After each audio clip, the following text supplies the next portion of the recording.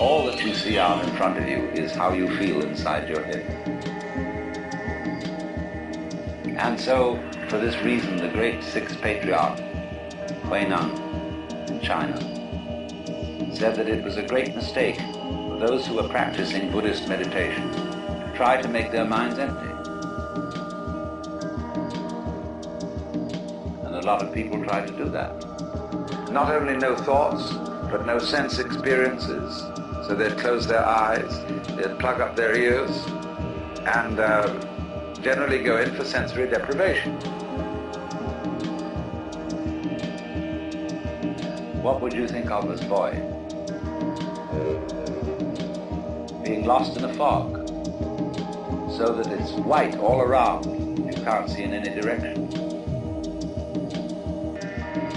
Being in the darkness, or the color of your head as perceived by your eyes. That's probably the best illustration that we would think of as the void. Because it isn't black and it isn't white, it's anything. But that's still not clear. Take the lesson from the head. How does your head look to your eyes? Well, I tell you, it looks like what you see out in front of you. Because all that you see out in front of you is how you feel inside your head.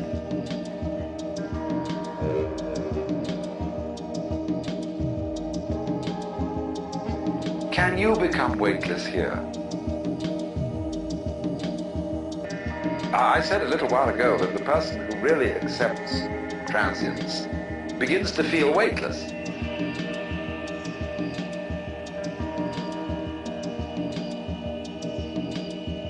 When Suzuki was asked, what is it like to have experienced Satori, enlightenment, he said it's just like ordinary everyday experience, but about 2 inches off the ground.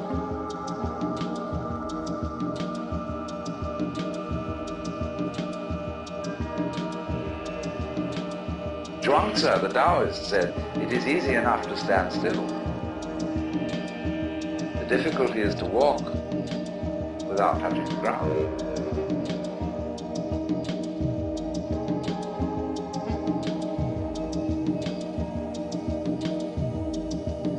Why do you feel so heavy? It isn't just a matter of gravitation and weight.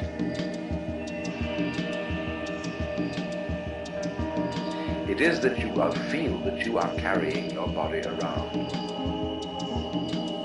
So when you feel it, common speech expresses this all the time. Life is a drag. I feel I'm just dragging myself around.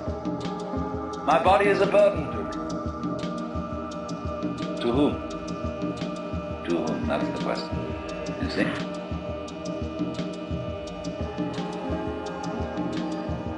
And when there is nobody left for whom the body can be a burden, the body isn't a burden. But so long as you fight it, it is.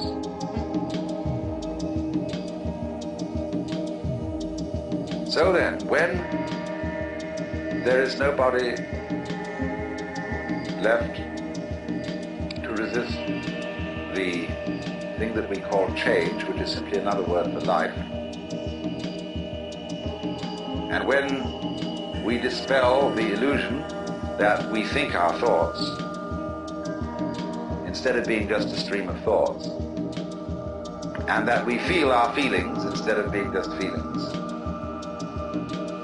It's like saying, to feel the feelings is a redundant expression. It's like saying, actually, I hear sounds, for there are no sounds which are not heard. Hearing is sound. Seeing is sight. When you get to think that you think your thoughts, the you standing aside the thoughts has the same sort of consequence as seeing double.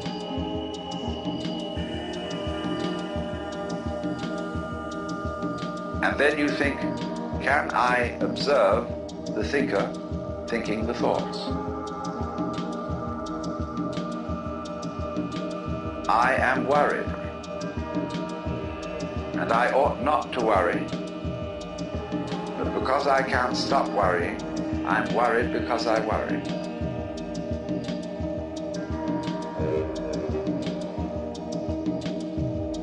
And you see where that could lead to. It leads to exactly the same situation. And that is what we call anxiety, trembling. But this discipline that we're talking about of Nagarjunas abolishes anxiety because you discover that no amount of anxiety makes any difference to anything that's going to happen.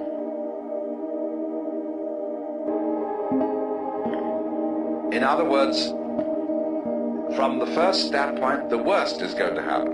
You're all going to die.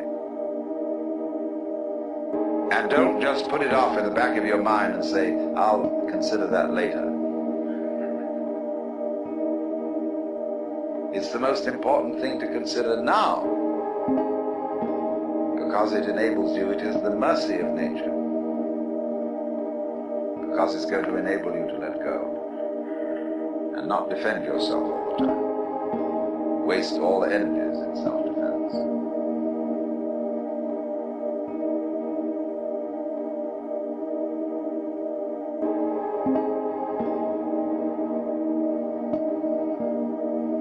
No amount of anxiety makes any difference to anything that's going to happen. It's the most important thing to consider because it's going to enable you to let go.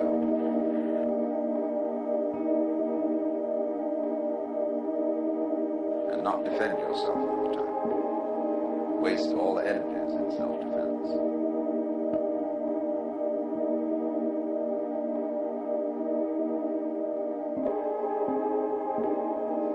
But this discipline that we're talking about of Nagarjunas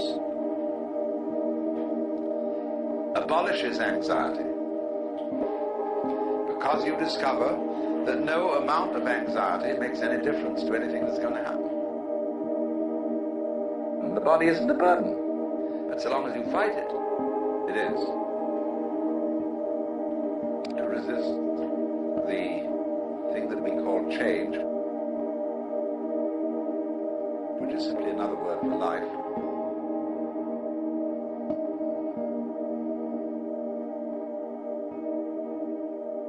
But if you dig this world, you can have a marvelous time.